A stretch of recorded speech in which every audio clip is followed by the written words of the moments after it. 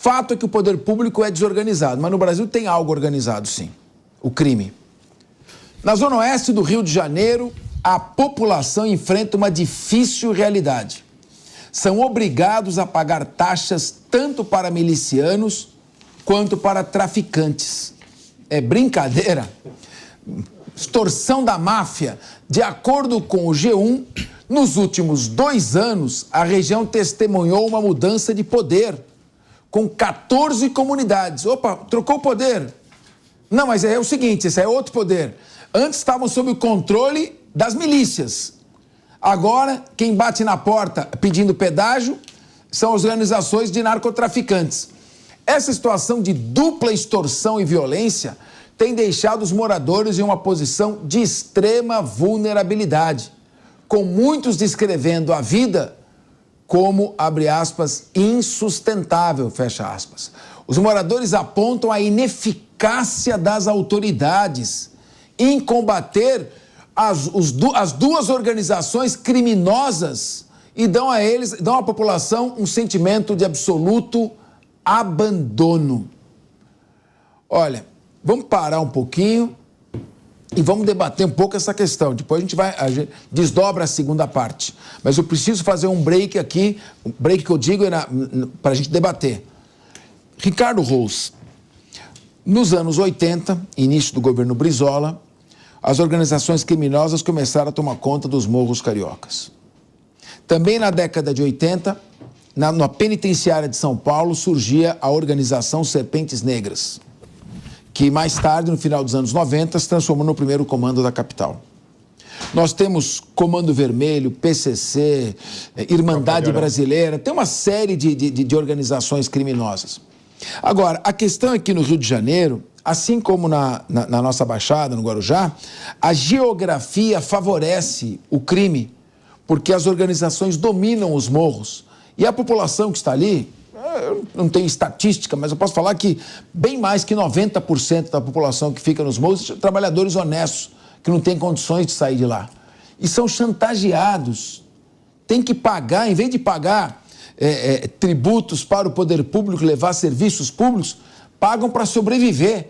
Ora para traficante, ora para miliciano, que são organizações formadas para execução, justiceiros, mas que também se envolvem na prática de crimes. O que dizer? Não está na hora do governo do Rio de Janeiro vir se manifestar sobre isso? Passou da hora do governo do Rio de Janeiro se manifestar, e não é pelo Twitter ou qualquer plataforma digital, como nós vimos há um tempo o prefeito do Rio de Janeiro fazer, não.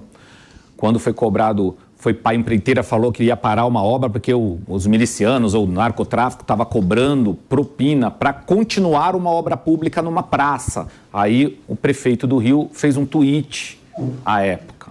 Precisamos muito mais do que isso. Eu não sei se a gente chama o estado do Rio de estado ou de narco-estado. A coisa está indo cada vez de mal a pior, porque antes era só o narcotráfico que você tinha que pagar, agora é o narcotráfico e a milícia, os dois disputando entre si e o povo no meio, com o estado real falido, completamente falido.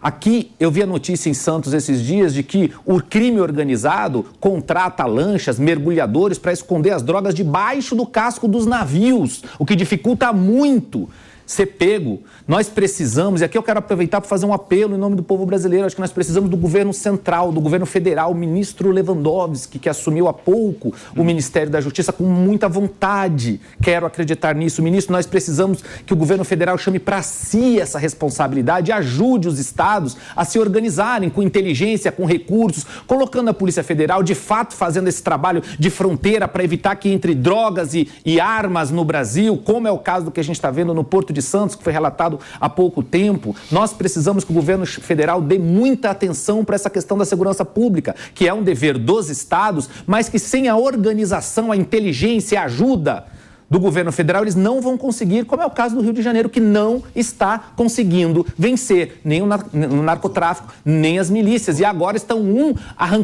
e o outro arrancando dinheiro da população. Gente, que loucura que nós estamos observando no Brasil. É muito preocupante. Wilson Pedroso, o que você tem a dizer quando o crime organizado se instala desta maneira e cria um Estado paralelo ao Estado oficial? Capês, é o que a gente tem visto e falado muitas vezes aqui no programa. é a derrota do poder público. A milícia e agora o tráfico fazem muitas vezes, às vezes, do poder público, entregando internet, entregando gás, entregando transporte público, entregando o falso sentimento de segurança. Por que o falso sentimento de segurança? Porque o homicídio no Rio de Janeiro aumentou em 9%. E onde mais aumentou? Onde a milícia tem o poder. Onde a milícia está, que diz que traz tranquilidade e proteção para os moradores, foi onde no Rio de Janeiro mais aumentou a violência e os homicídios. Mas a gente está há quanto tempo falando do que acontece no Rio de Janeiro? Governo Bolsonaro, Exército, Força Policial Tarefa, Força Nacional. No governo Lula, reforçando Força Nacional de novo, presença do Exército. E a criminalidade não abaixa. E o crime organizado só aumenta nas comunidades. Por quê? Falta estratégia de segurança pública, falta sentimento de impunidade. Volto a dizer, a gente vira e mexe, pega lá, a milícia desce, ou os traficantes descem e tacam fogo em ônibus. São presos diversos bandidos. Eles enquanto o policial está fichando eles estão saindo pela porta da frente. Enquanto a justiça não tratar a segurança pública de forma dura, onde o bandido tenha medo de mostrar a cara que eu sempre digo, hoje o bandido antigamente tinha medo de mostrar a cara para uma câmera. Hoje eles assaltam e olham para a câmera. Eles não têm mais medo de mostrar a sua fisionomia. Eles não têm mais medo de aparecer na televisão. Aqui na Paulista, outro dia, um trombadinho, um cara de bicicleta, foi assaltar uma jornalista na ciclovia que estava com seu celular ao vivo, numa rede nacional. As pessoas não têm mais medo da impunidade. Por isso essa criminalidade tem aumentado tanto. E no Rio de Janeiro a mesma coisa. Milícia e o tráfico fazem às vezes do governo estadual e do governo municipal. É isso aí. E quando são presos, montam organizações criminosas dentro dos presídios. Bom, durante a reunião ministerial de ontem sobre este assunto, o ministro da Justiça, Ricardo Lewandowski, enfatizou que a segurança pública é primordialmente responsabilidade dos estados e municípios, em respostas às críticas sobre a atuação federal no setor. Segundo o jornal A Folha de São Paulo, a discussão veio à tona após pesquisas indicarem baixa aprovação do presidente Lula em áreas com problemas de segurança. Muito bem. Meu querido Leandro Ferreira, não dá para responsabilizar o ministro Lewandowski, que acabou de sentar na cadeira, e também o ex-procurador-geral Mário Sarrubo, que assumiu a Secretaria Nacional de Segurança Pública. E é verdade, segurança pública é competência primordialmente dos estados. Os estados têm as polícias militares, a polícia judiciária, os municípios têm as guardas municipais, que também auxiliam subsidiariamente, porque a sua função principal é cuidar dos próprios municipais. Agora, e como é que... O que dizer sobre o tráfico interestadual? Hoje o crime organizado está conectado. São Paulo está conectado com o Rio de Janeiro está conectado com o Rio Grande do Norte, em Mossoró, que está conectado lá no Acre. Os estados sozinhos não têm condição de fazer isso. O governo tem que fazer. O governo tem que fazer um monitoramento. Como você bem lembra, são conexões internacionais que demandam a ação da Polícia Federal, do caráter transnacional desses crimes. Além do mais, nós temos o tráfico de drogas que vem, sobretudo, da Bolívia, do Peru, também da Colômbia, mas sobretudo da Bolívia. Entram por aqui, vêm pelas nossas estradas, passam por vários estados até chegar aos portos para serem desembarcados. Então, é uma questão que não pode o governo federal prescindir de coordenar, ajudar e dotar os estados de estrutura para fazer isso. Tráfico de drogas, tráfico de armas, entram armas aqui o tempo todo. Então, as fronteiras nossas estão avazadas, estão abertas. Então, eu concordo sob o ponto de vista do direito constitucional, que a responsabilidade constitucional é dos estados.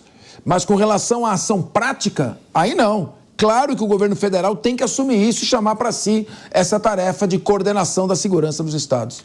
Acho que tem um ponto aí, Capês, que é o seguinte: o que a população avalia como muito negativo em relação à segurança pública é aquilo que ela sente na pele, né? E o que ela sente na pele é o roubo, que o policiamento ostensivo poderia ter um papel muito melhor para coibir, né? Então, o roubo de celular, o assalto, os crimes patrimoniais, né, contra os bens particulares, né? A população sofre com isso, e essa sim é uma responsabilidade que as polícias estaduais, seja por meio do policiamento ostensivo com a polícia militar, seja por meio da investigação com suas polícias civis, têm a responsabilidade de coibir. Agora, existe uma outra coisa, que é isso que você mencionou, que é o crime como empresa, o crime como uma economia, e essa sim é uma economia transnacional, transestadual, né? E nesse sentido a Polícia Federal precisa atuar para desmanchar as possibilidades de ganhos econômicos dessas grandes cadeias. Quem assistiu lá aquela série do Netflix com o Wagner Moura, do Pablo Escobar, sabe bem que o negócio do Pablo Escobar não era necessariamente produzir droga, era controlar o fluxo e as rotas de droga, né, que eram utilizadas para dar vazão à produção e tal. Então, eu acho que precisa haver uma inteligência que a experiência do Mário Sarrubo aqui em São Paulo, com o GAECO, é muito útil, né? Ela pode significar um ganho nacional também para essa perspectiva de desmonte do crime como um empreendimento, né? E aí, eu acho que tem sim que se cobrar responsabilidade em nível federal.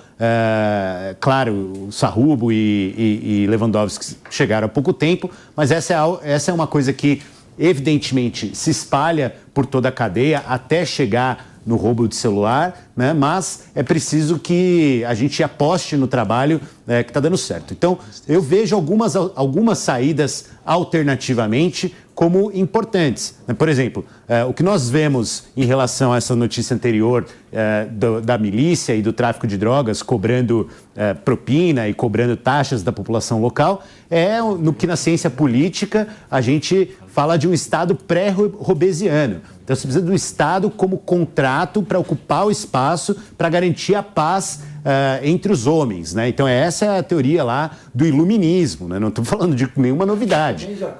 Você está muito enciclopédico. Não, mas eu estou falando o seguinte, Capês, para que isso ocorra, o contrato precisa funcionar entre todas as partes. E as partes, por exemplo, o policial, precisa ter uma boa remuneração, claro, para depender de cobrar propina. Ele precisa ser bem remunerado, precisa ter segurança do trabalho, precisa muitas vezes ter segurança, por exemplo, na sua habitação, agora, né, que não precisa ser na mesma Leandro, comunidade. Mas para o policial ser mais bem remunerado, os estados não podem estar sufocados no gargalo e no limite prudencial de despesas de pessoal. Para isso, é que nós temos que fazer uma revisão do Pacto Federativo. E você é economista, a União precisa cuidar da questão do ponto de vista orçamentário também. Porque é claro que o policial bem remunerado, tranquilo, bem treinado, motivado, é fundamental. Agora, você colocou bem, o Emerson Tawil, aqui nós estamos discutindo crime organizado, organizações criminosas.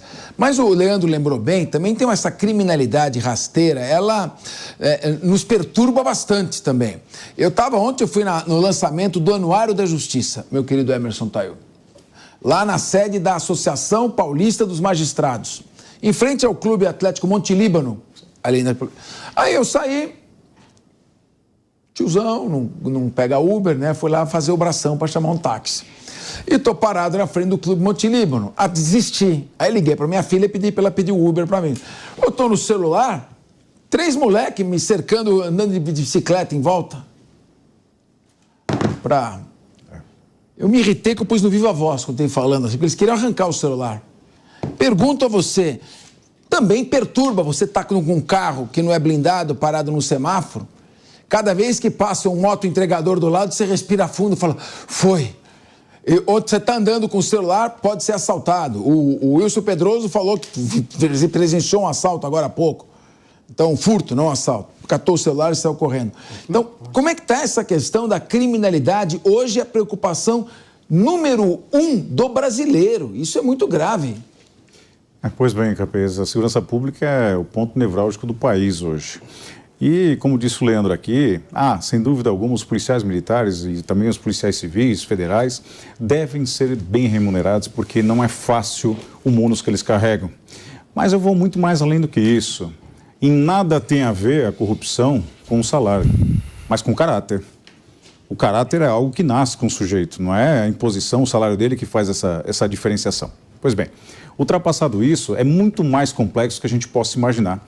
Não é pura e simplesmente colocar um número de efetivo maior, dobrar, triplicar, se você não tem um respaldo jurídico. O que é isso? As forças de segurança trabalham e trabalham muito bem. Por exemplo, São Paulo, aqui, 35% das prisões em flagrante correspondem ao tráfico de drogas. E prendem muito. Mas, em contrapartida, adotaram recentemente, né, uma política libertária, porque o indivíduo e caso recente, tá? O indivíduo que foi pego 22 vezes preso em flagrante foi posto em liberdade. Isso assusta. O sujeito que sequestrou 16 pessoas no ônibus também teve estar preso. Uma prisão decretada. No Rio de Janeiro. A tornozeleira eletrônica ele já tinha arrancado, desligou, e o judiciário 1 ano para analisar esse caso. E um rapaz gravemente ferido, ainda está internado. E são essas políticas de que a gente precisa retomar, mas é um caso muito complexo, não é colocar polícia na rua, né? É dar um respaldo jurídico, principalmente para as forças, né, de segurança. E aí vem o ministro Lewandowski, que vai fazer ali a sua repatriação de responsabilidade aos estados e até mesmo da União, e é bem verdade. Mas nós não podemos esquecer que existem regras gerais das quais a verticalização vem do governo federal. E nada impede que eles coloquem medidas paliativas para que cada estado adeque, conforme a sua necessidade, o tipo de policiamento, o tipo de forma como atuar, desde que também seja integrado, que hoje boa parte já é integrada. O Rio de Janeiro é um caso totalmente à parte. O Rio de Janeiro vive um colapso político e principalmente de segurança pública. Hoje, né, como você diz, o morador tem que pagar para a milícia e agora para o tráfico. Então, quer dizer, é uma dupla concorrência. E como disse aqui o Wilson, foi muito feliz na fala dele, dizendo que é verdade mesmo, essas milícias e esse narcotráfico, ele acaba se instalando, ele tem ausência do Estado. E aí eles passam a fazer quase tudo, ou como tudo, inclusive cobrando as taxas, que o próprio governo também coloca. Vejam só que proporção isso tomou. Então, na ausência. E aí, sem dúvida, a gente vai esbarrar em outro setor, que é o quê? Autoridades, e a gente teve conhecimento disso, não muito distante da atualidade, que proibiram as forças de segurança de subirem morros no Rio de Janeiro, de coibir o tráfico, de coibir a violência. Isso é uma consequência, a conta chega. E essa forma de adotar essas políticas libertárias tem trazido para o país, não é só uma sensação de insegurança, mas tem trazido dados reais que crescem diuturnamente de forma assustadora. A violência vem mais do que triplicando e precisa colocar um freio nisso. Exatamente. E prisão é para cara perigoso. Prisão é para quem realmente apresenta perigo à sociedade e tem que estar preso. Essa tem que ser a linha diretriz. Porque hoje em dia, o sujeito vai para a prisão, ele é uma escola do crime. E ele entra para organização criminosa dentro da prisão. Você falou que cobra um pedágio da população que mora nos morros, ali dominados por traficantes e milicianos. No presídio, o preso entrou, já cobra um pedágio. Para ele não ser morto, a família dele não sofrer. E o pedágio, quando ele paga a proteção, muito bem. Quando ele não pode pagar, ele paga cometendo um crime na saída para ficar quites com o crime organizado. Infelizmente, essa é a situação. E o que é pior, estão virando empresas legalizadas com fachada de ilicitude e se torna ainda mais difícil para serem investigadas. É isso que nós temos que prestar atenção e cuidar. Lembrando que em 2024, o estado mais rico e bem organizado da federação, que é o estado de São Paulo, tem menos policiais militares do que tinha em 1992.